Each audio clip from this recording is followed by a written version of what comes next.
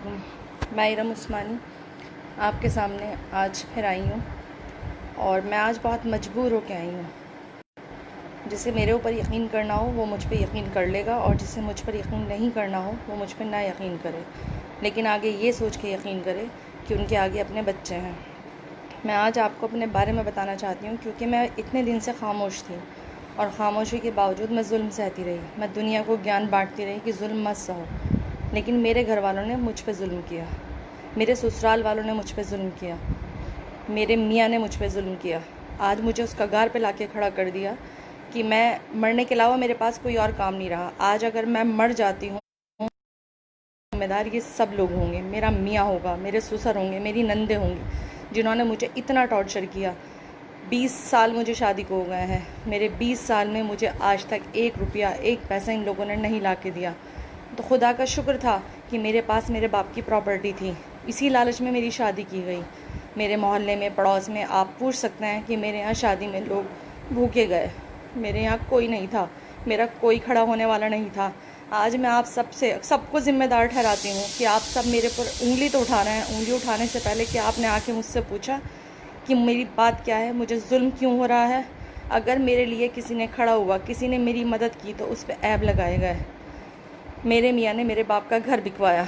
उस घर में उन्होंने बैठ के ख़ुद 5 लाख रुपए खाए। 10 लाख रुपए नैयर उस्मानी ने खाए और मेरे ऊपर नैयर उस्मानी की बीवी जुल्म करती है और मेरे ऊपर ऐब लगाती है। उन 10 लाख रुपए का देनदार कौन होगा? उस बुढ़े आदमी से मेरा चक्कर होता? ऐसा नहीं है। अब से 12 साल पहले मैं भी खूबसूरत होंगी और किसी भी औरत के लिए पैसा जमा करना कोई बुरा काम नहीं होता। 1 मिनट में कर लेगी, वो कोई बड़ा काम उसके लिए नहीं है। लेकिन अल्लाह का शुक्र, मेरे पास अपने बाप का सब कुछ था और मैं करे चली जा रही थी, अपने बच्चे को पाल रही थी। आज मेरा मियाँ मुझसे कहता है कि वो गलत कर रही थी, वो किसी के साथ गलत थी। तो अगर गलत थी तो तुम मेरे साथ ऐसे तैसी करा रहे थे। तुम 20 साल से तुम्हारे बाप ने तुम्हें घर से निकाल रखा था, तुम मेरे घर में पड़े थे, मेरे साथ खाना खा रहे थे, मैं तुम्हारे सारे खर्चे उठा रही थी। उसके बावजूद फिर क्या हुआ कि मेरे ऊपर जुल्म, कि मैं बुरी हूँ, मैं गलत हूँ। आज अपनी गलतियाँ छुपाने के लिए वो अपने बाप के पास चले गए। तो गलती छुपाने के लिए मेरे ऊपर ऐब लगाए जा रहे हैं कि इसने निकाह कर लिया, जब अब तक मेरा कोई मामला क्लियर नहीं हुआ तो निकाह मैं कहाँ से कर लूँगी। दूसरी बात यह है कि मेरी हर चीज़ ख़त्म की गई। मेरा जेवर चुरा के मेरे मियाँ ने बेचा। घर में से कभी चैन गायब, कभी अंगूठी गायब, कभी टॉप्स गायब, चीज़ें चोरी होती नहीं। मेरा सारा जेवर चोरी हो गया। मेरा सारा जेवर मियाँ ने बेच के खा लिया।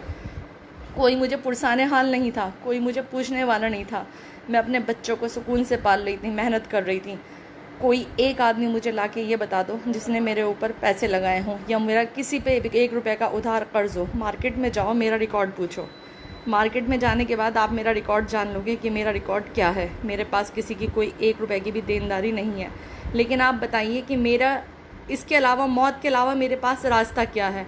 आज मैं अपने बच्चों का हक़ मांग रही हूँ तो मेरे ऊपर जुल्म किया जा रहा है, मेरे ऊपर ऐब लगाए जा रहे हैं। वो है ना कि औरत कमज़ोर होती है। मेरी मजबूरी कहाँ रही कि मेरे बाप, भाई, बहन कोई नहीं था, मैं अकेली थी। मैं इनका जुल्म सहती रही। 5 साल की उम्र में मेरे पापा इंतकाल हो गया। इनके हाथों में मेरा हाथ दे के चले गए। कोई मेरे लिए आके खड़ा नहीं हुआ। आज घरों में औरतें और लोग बात कर रहे हैं कि इरम बुरी थी, इरम गलत थी, इरम ने गलत काम किया। तो माफ़ करिए, इरम ने कोई गलत काम नहीं किया। आज मैं जब मरने जा रही हूँ और मरने की कगार पे खड़ी हूँ तो आज मैं यहाँ खड़ा होकर कोई झूठ नहीं बोलूँगी, कोई अपनी सफाई नहीं दूँगी। जिसे मुझे यकीन करना होगा वो मेरे लिए आके बोल लेगा, मेरे बच्चों का हक़ ले लेगा। मैं अपने बच्चों का हाथ आप लोगों के हाथ में दे के जाती हूँ। मैं इस आदमी के ऊपर भी अपने बच्चों को नहीं छोड़ सकती। मैंने अपना खून पिला पिला के अपने बच्चों को पाला है, अपने बच्चों की परवरिश की है। अपना घर लेके मैं खुद चली हूँ और आज मैं यहाँ आ गई हूँ कि मैं जुल्म बर्दाश्त करूँ, मैं ऐब बर्दाश्त करूँ। मेरे घर में कोई भी आता है तो उसके ऊपर ऐब लगाया जाता है कि मेरा चक्कर है। चक्कर ना हुआ, पावला हो गया, या किसी औरत का किसी भी मर्द से कोई ताल्लुक़ होना सिर्फ चक्कर है, उसके अलावा कोई ताल्लुक़ नहीं हो सकता। जिसके घर में मर्द ना हो, भाई ना हो, बहन ना हो, यहाँ तक कि उसका मियाँ भी अपना ना हो, वो अगर कोई काम किसी से करवाएगी तो उस पर ऐब बर्दाश्त करेगी। माफ़ करिए सब लोग, अगर मुझसे गलती हुई हो तो मुझे माफ़ करिए। मैं अपनी हर चीज़ की सफाई आप लोगों को दे रही हूँ, मैं अपनी हर चीज़ बता रही हूँ। कल मैं मर जाती हूँ तो मेरे बच्चों की ज़िम्मेदारी आप सब पर है। जितने ज़्यादा से ज़्यादा लोग मेरी ये वीडियो देखेंगे वो आपस में शेयर करें और मेरे बच्चों की ज़िम्मेदारी लें। मैं अपने बच्चों को भी इनके ऊपर नहीं छोड़ूंगी। मेरे मियाँ ने मेरे पे जुल्म किया, पैसे चुरा चुरा के जुआ खेला, यहाँ तक कि मेरा घर बेचा, उसमें पैसे खाए, मेरा जेवर बेचा। अब मेरे पास बेचने के लिए कुछ नहीं बचा। आज मेरे बच्चे बड़े हो रहे हैं, मेरी ज़रूरत बढ़ रही है। अगर मैं अपने बच्चे की एडमिशन के लिए बात उठाती हूँ तो मैं अपने ऊपर ऐब लगवा रही हूँ। आज मैंने ये कहा कि 2 लोग खड़े होकर उनसे बात करें तो जवाब मिलता है कि मेरे ससुर बीमार हैं, उन्हें कुछ हो जाएगा, उन्हें कुछ हो जाएगा, और अगर मुझे कुछ हो जाता है या मेरे बच्चों को कुछ हो जाता है तो उसके लिए कौन आवाज़ उठाएगा। घरों में बातें बनानी और बातें करनी बहुत आसान बात होती है। किसी के भी कैरेक्टर पर कभी भी कोई भी उंगली उठा सकता है, लेकिन कभी किसी ने उसके अंदर नहीं घुस के देखा होगा। लोग कहते हैं वो इतने ऐसे रहती है, वैसे रहती है। मैंने किसी से कुछ मांगा तो नहीं।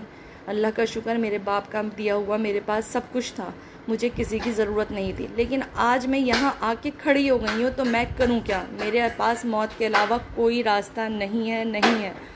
आप खुद बताइए कि मैं अपने बच्चों को किसी के ऊपर कैसे छोड़ूं।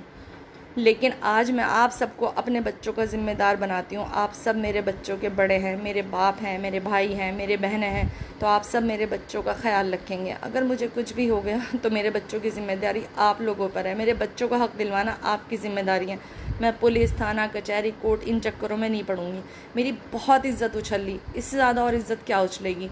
आप मुझे खुद बताइए कि मैं मरने के अलावा कर क्या सकती हूँ। आज मैं आपके सामने सब बात अपनी शेयर कर रही हूँ। शुरू से जुल्म बर्दाश्त कर रही हूँ। मेरे ससुर ने अपना घर लड़कियों के नाम कर दिया, आज प्रॉपर्टी भी वो दूसरे के नाम करने को तैयार हैं। अगर मेरे पास मेरे बाप की छत ना होती तो मैं कहाँ जाती? जुल्म के अलावा जुल्म सहती रही। आज बच्चों को तो मेरा हक़ मिले लेकिन नहीं मिल रहा है। उस पर मुझे कहा जा रहा है मैंने निकाह कर लिया, मैंने शादी कर ली, मेरा किसी से चक्कर है। भैया, कौन सा निकाह, कौन सी शादी, कौन सा प्रूफ? कागज़ लाओ, आप आदमी लाओ, किसके साथ कर लिया, कहाँ कर लिया, कहाँ जा रही हूँ मैं तो यहीं मर रही हूँ। मुझे कुछ करना होता तो मैं कब की कहीं चली जाती। मैं 20 साल से आपके साथ ये रहती ना होती इस छत के नीचे, मैं जुल्म ना सहती भी होती। आज मेरे ऊपर दुनिया भर के ऐब है। आप भी एक माँ हैं, आप भी एक बहन हैं। अगर आपके बच्चों पे जुल्म हो रहा है तो आप कैसे बर्दाश्त करेंगी? मैंने तो अपने बच्चों को खून पिला के पाला है। चारों तरफ हाथ मारती हूँ, चारों तरफ कोशिश करती हूँ, लेकिन उसके बाद ही मैं अपने बच्चों को खुशहाली दे पा रही हूँ। आज मुझे पता है कि अगर मैं मर जाती हूँ तो मेरे बच्चों का कोई नहीं है, मेरे बच्चों का कोई सहारा नहीं है। आप सब मेरी इस बातों का गवाह रहिएगा। मरने के लिए मैं तैयार बैठी हूँ तो मैं किसी भी बात के लिए झूठ नहीं बोलूँगी। जो भी कहूँगी मेरे एक एक लफ्ज़ में सच्चाई होगी। मेरे मियाँ ने मेरे ऊपर जुल्म किया, मेरे ससुर ने मेरे ऊपर जुल्म किया। लॉकडाउन के टाइम पे मेरा मियाँ काम करने के लिए बाहर जाता है, उन्हें टिकट मैं करा के देती हूँ। उसके बाद वो वहाँ बहन के पास रुकते हैं मुजफ्फरनगर जाके, और वहाँ जाके कहते हैं कि वो गलत थी, घर आने के लिए टिकट मैं करा रही हूँ, सारे जुल्म मैं सह रही हूँ, सारी परेशानियाँ मैं उठा रही हूँ। फिर मेरे ऊपर ऐब है, उसकी बहन उसे चढ़ा रही है। वो मुजफ्फरनगर वाली उसे पट्टी पढ़ा के बैठ दी, और आज वो क्या कह रहे हैं कि मेरा और उसका फ़ैसला हो गया। फ़ैसला गुड्डे गुड़िया का खेल हो गया, क्योंकि तुमने फ़ैसला कर दिया और कोई आदमी मेरी आवाज़ उठाने के लिए तैयार नहीं है। कोई मेरा बाप भाई नहीं है कि जाके उनसे पूछे कि काहे में फ़ैसला हो गया और क्या फ़ैसला हो गया। किसी ने आगे मुझसे पूछा? बातें सब बनानी आसान होती हैं, लेकिन मैं सबसे कहती हूँ कि अगर कोई भी आदमी मेरे बारे में बात करेगा तो बात करने के पहले मेरे अंदर घुसे, मुझसे पूछे, मुझसे मालूमात करे। सिर्फ जुल्म सहना बड़ी बात नहीं होती। जुल्म आप आके देखें, मेरे मोहल्ले में पूछें, मेरे पड़ोस में पूछें, मेरे रिश्तेदारों से पूछें, सब बता देंगे कि मैंने किस हाल में अपनी ज़िंदगी गुजारी है। 20 साल बहुत लंबा वक्त होता है जिसमें मेरा कोई सहारा नहीं था, मेरे ऊपर जुल्म होता रहा। बताइए आप मुझे, आज मेरी हर चीज़ का देनदार कौन है? मेरी चीज़ का लेनदार कौन है? आज मैं फिर कोई अपनी चीज़ बेच देती, मेरा मियाँ फिर मेरे पैरों में मिलता। मैं कब तक बेचूं और क्यों बेचूं? मेरे ससुर ने कहलवा के बेचा कि ये अपनी सारी प्रॉपर्टी बच्चों के नाम कर दें। इसका मतलब मैं मर जाऊं, मुझे दफन कर दूं, ये बच्चों के नाम लेके फिर ये अलग लेके बैठ जाएं। आप मुझे जवाब दें कि उन्होंने आज तक क्या दिया है? मेरी तो हर चीज़ मेरे बच्चों की है, मेरी कोई चीज़ किसी और की नहीं है। लेकिन कम से कम मैं आपसे हाथ जोड़ के विनती करती हूँ कि मैं मर भी जाती हूँ तो खुदा के वास्ते कल मुझे ये ना कहा जाए कि मैं किसी की आशिकी में मर गई। मैं जुल्म के लिए मर रही हूँ, मैं अपने बच्चों के लिए मर रही हूँ। आप लोग जो भी मेरी वीडियो देख रहे हैं, आप सब मेरे ज़िम्मेदार हैं, आप सब मेरे लिए आवाज़ उठाएंगे, मैं उम्मीद यही करती हूँ। चलिए, कहा सुना माफ़। अल्लाह हाफ़िज़।